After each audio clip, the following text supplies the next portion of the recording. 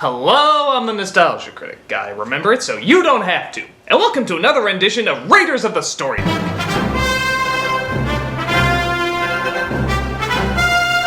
know, I was sitting at my desk about to figure out how to solve world hunger and cure all known diseases when suddenly this popped in my head. DuckTales! It will never leave, it will never leave! Yes, we all remember the catchy theme song to DuckTales, even though we try God knows how hard not to. But just how well does the show itself hold up?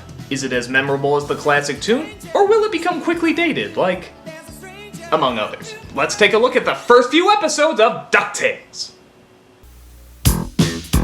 If we're gonna look at the opening, we gotta play different music. I still want to keep my brain intact.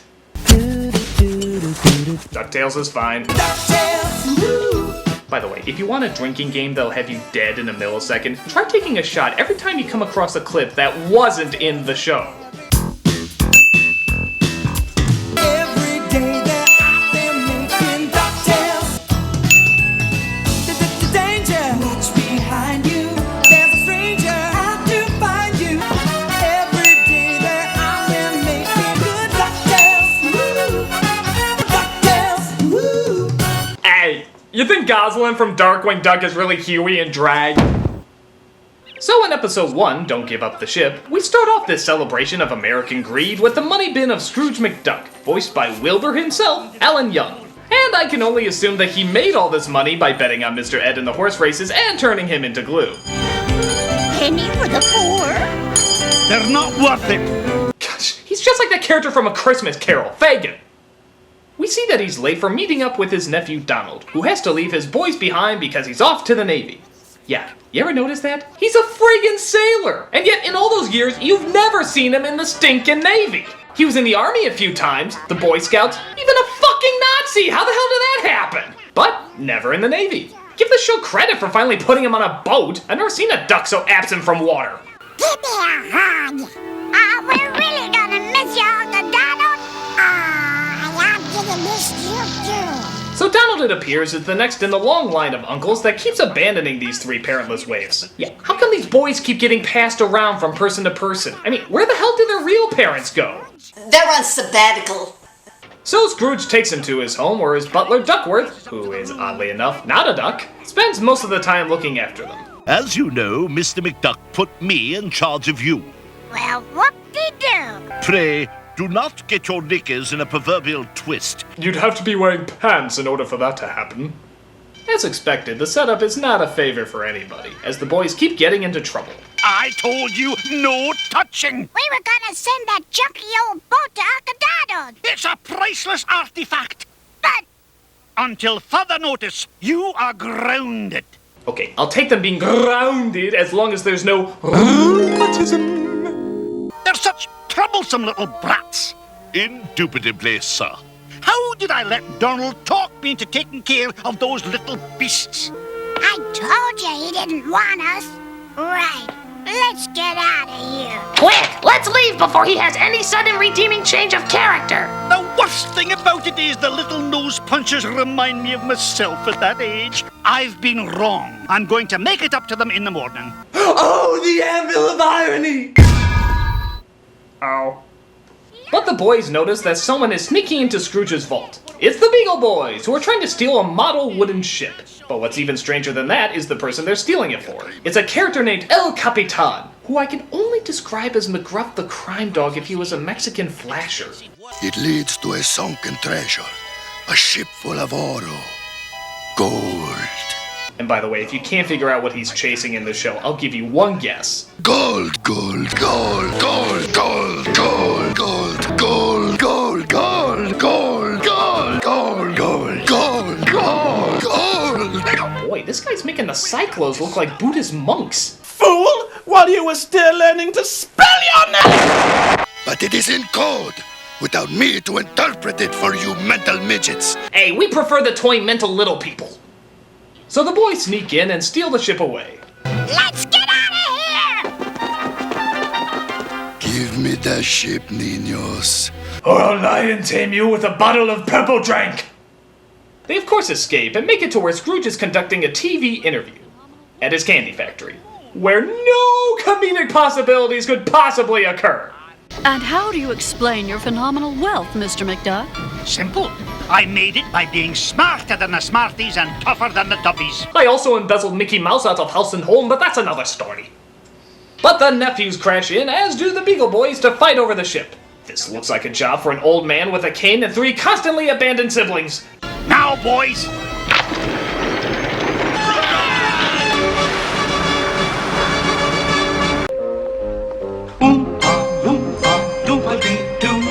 I've got a perfect puzzle for you. So that wraps up the first episode as we enter episode number 2, Wrong Way and Wrong Way.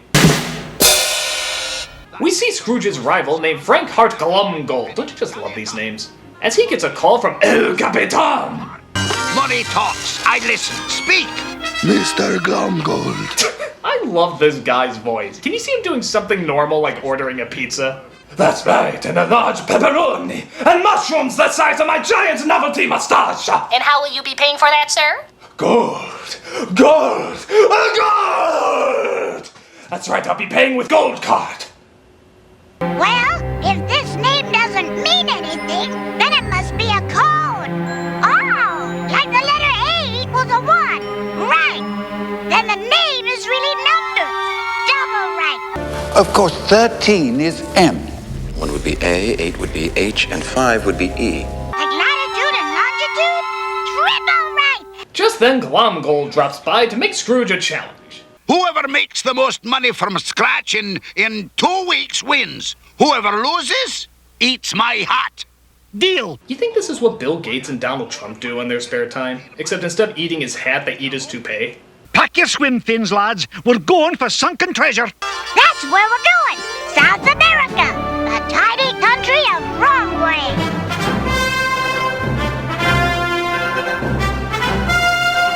But they then find out that the plane they're flying on has been rigged, as the pilot appears to be nothing more than a robot. Of course, a classic maneuver. But thankfully, they have the Junior Woodchuck's guidebook that shows them how to fly a plane. And, for those who don't know, this is the all-knowing plot device that has the answer for everything. Like Penny's book from Inspector Gadget, or Wilson from Home Improvement, or The Code of the West from Cowboys of Moo Mesa. Oh my god, you watched that?! Hey, shut up! There's nothing else on at that time slot! Jesus Christ, I'm embarrassed for you. Oh, shut up! You shut up! Go ahead and watch Cowboy Cows! Or Cow Cows! Or Boy Cows! Or... My god, I can't believe you actually watched that! Are you done? Never! So they use the book to figure out how to land the plane and end up in Wrong Way, where they go hunting for the treasure. Little do they know that Glumgold is there searching for it too. He's escaped. Oh, duck pajamas. And the winner for absolutely strangest curse in the world, Duck Pajamas! What the hell? So they come across a cave that eventually leads to the treasure. The only problem is the water is rising and they can't go back the way they came. But how are we gonna get all this gold home, Uncle Scrooge? By helping you earn your Junior Woodchuck seamanship badges. Wait a minute, they make gold planks? Wait a minute, they make gold hammers? Wait a minute, they make gold friggin' sails? What do they teach in these Junior Woodchucks meetings? Now, children, we're going to teach you how to make a battle cruiser out of asparagus. But Scout Leader, why? I don't know. It's right here in the book next to make golden planks, hammers, and sails for an ancient ship. I don't question it, I just teach it. But Glumgold and El Capitan sneak aboard and try to take over the ship, but end up accidentally sinking it due to their bickering. And since Scrooge still has 1 golden coin left from the treasure, he technically wins. Which means, you know what? How do you want it? With or without mustard? They were darn good friends from that day on. Davy sold his furs and then was gone. So that ends episode 2 as we lead into episode 3, 3 Ducks of the Condor. We find out that Scrooge is not the only one to have that gold coin from the ancient treasure. There's another person who possesses one and might be able to lead him to an even bigger treasure, which means the boys will have to be looked after while Scrooge goes looking for him. This leads to the introduction of Mrs. Beakley and, Webby. Oh, please, Mr. McDuck. What do you think, Grammy? Oh, they'd make fun. I don't know, maybe it's my inner little boy, but I just hate this fucking character. With her precious little bow and her cutie cute dress and those cootie-filled eyes. Boys forever! No girls allowed! I'm never gonna like girls till the day I die! Ah, shit! Boobies ruin everything. But it turns out they need a pilot as well. Enter Launchpad McQuack, hands down everybody's favorite character. Don't worry, Mr. McD. If it's got wings, I can crash it. So the boys are abandoned again. This time not even to a family member, but to the friggin' help. Your uncle has a 3-day pass while his ship is in Panama. It turns out Donald has a free pass because I guess the Navy is very lenient towards treasure hunting. So they bring him along for the journey. What's happening? It's these freakish mountain winds. I can't control it. I can't watch. Me neither. Oh no! They crashed into Commodore 64 graphics! Get out of there, Donald! Your loading time is atrocious! Okay, so after that lame 8-bit effect, they come across a tribe that apparently honors something very unusual. Go, son! Go, son! Go, son! Actually, they're saying Gold Sun. And in keeping with the cartoon tradition that all natives are, well, stupid, it turns out they honor whoever is holding the coin. So Scrooge finds the guy who's been using it to control these people. Welcome, fellow sun priest. I am Joaquin Slowly. Just use the drum on that one. Yeah, it wasn't good enough for the symbol. While Scrooge finds out that the coin was a family heirloom, Launchpad has a hard time figuring out how to fix the plane with the natives. You anger children of sun. You fly or bye-bye. Actually, Chief, I don't think I can flap my arms fast enough. I mean, what do you think I am, a duck? They actually make him fly a giant vulture, which he does surprisingly well. So they help him fix the rest of the plane. Meanwhile, Scrooge trades his coin for half of a map that apparently leads to an even bigger treasure. Just before Joaquin turns the tables. That intruder was a fake. Do as I say. Destroy the evil ones. But thankfully they escape, and Joaquin loses his 2 coins over the cliff. Climb down there, you peasants. I command you to get me my coins. No gold, son! No gold, son! We have to establish new system of government, not coin-based. So they drop Donald off, and Scrooge is on his way to find the second half of the map, thus beginning the next episode, Cold Duck. Shh! Be very, very quiet. We're hunting Beakley. Der Walkie, I don't sue for copyright infringement. Ready, tuning fork. So, in probably one of the strangest plot points in the show, they use a tuning fork to, well, watch.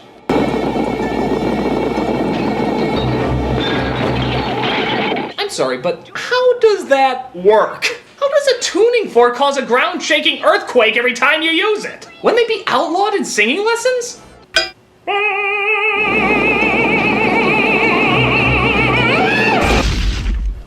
But then Launchpad comes over to collect some supplies, and, of course, everybody seems to sneak aboard. What are you doing on this plane? Well, I was looking for the boys. The boys? Little tattletale. So apparently they track him down to the Antarctic, where they come across an unhappy customer. Yay! A walrus! I am the walrus. Stay away from them, you... It seems the writers have confused a walrus for a bull, a common mistake. And also let us know that Scrooge has been captured by an army of penguins, who also end up grabbing the boys too. Hey, as long as none of them are voiced by Martin Short, I'm good.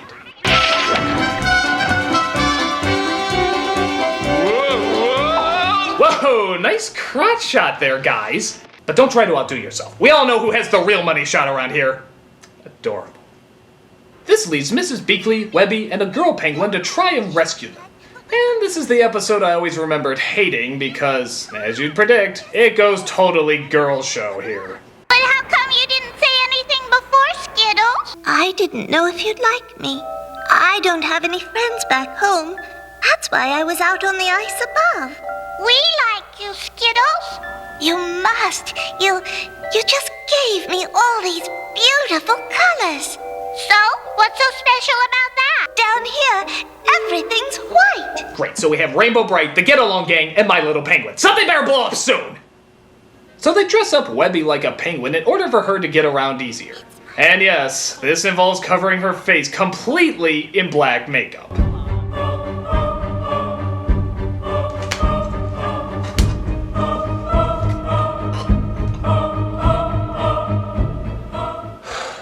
Sacrifices I make for good taste. They break Scrooge and the others out of jail by, well, what else?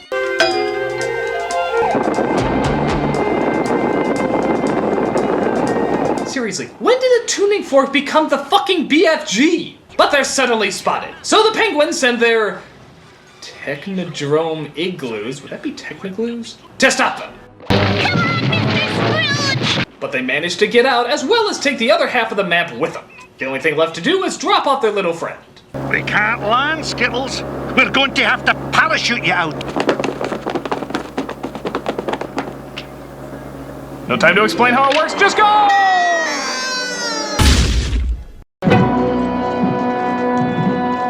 Oh, of course she makes it out fine. Which leads us to our final episode in the story arc, Too Much of a Gold Thing.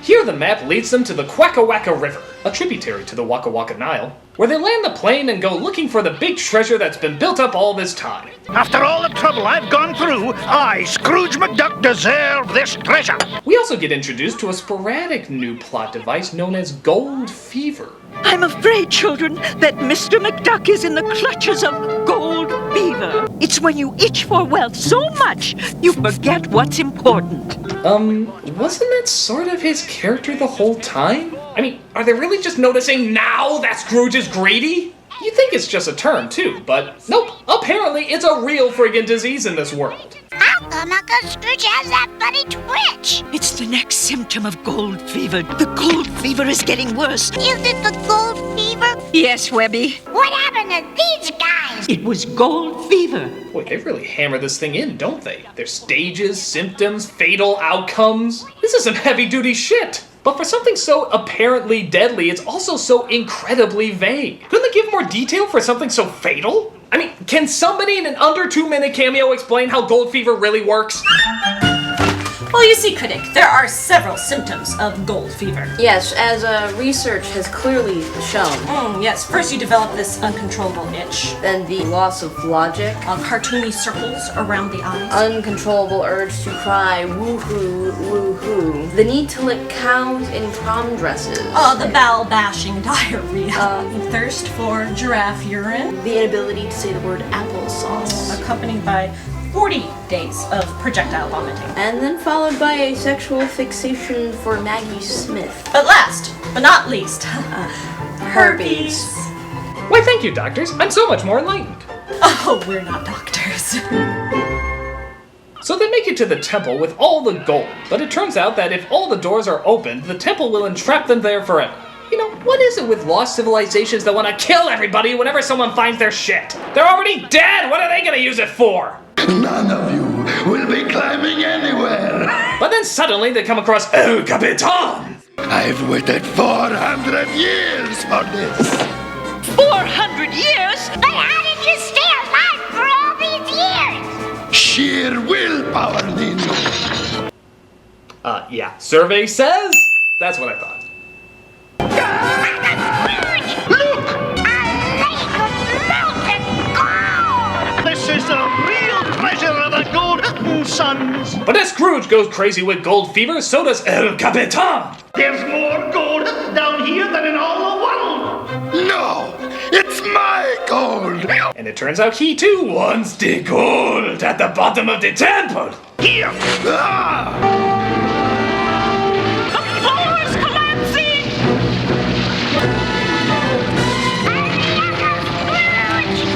Wow, this scene is incredible! They should totally overplay this in the opening credits! So Launchpad comes to save them and the city is buried forever. But that doesn't stop El Capitan from looking for the gold. No! The gold is buried under a mountain of dirt.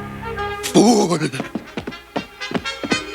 I will dig up the gold if it's the last thing I do. You know, has he ever thought about just getting a job? 400 years, he's never looked for a job. It seems kind of strange. Welcome back, Uncle Scrooge. Run! So as the team flies away, we see that old habits really do die hard. I heard there were gold doubloons off the coast of Java. Did you say gold? Here we go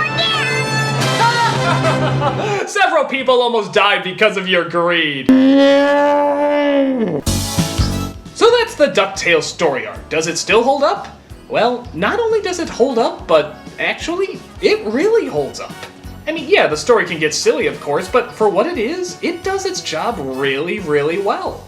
The adventures are creative, the characters are memorable, the animation's really top-notch, and even the writing actually can get a few laughs, particularly when it's poking fun of Scrooge's cheapness. In today's world, there'd probably be a lot more pop cultural references and modern spins, so it's nice to see a show that can be really good and not necessarily rely on that. It was both timeless and entertaining. And as nostalgic shows go, it's safe to say that DuckTales is pure gold! I'm the Nostalgia Critic, guy, remember? Oh hey, a tuning fork!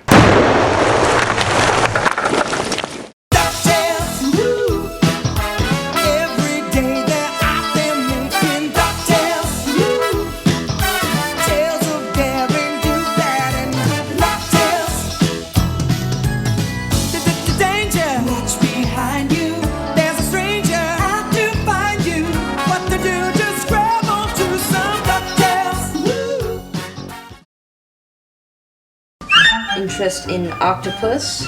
Interspecies romance. The urge to go diving headfirst into a vault full of gold, even though landing on metal that solid would probably kill you. The urge to avenge the violent deaths of your parents by dressing up like a bat. Or dye your hair green, perhaps. The urge to wear heavy black-rimmed glasses sometimes arises. I have very poor eyesight. I'm working on it.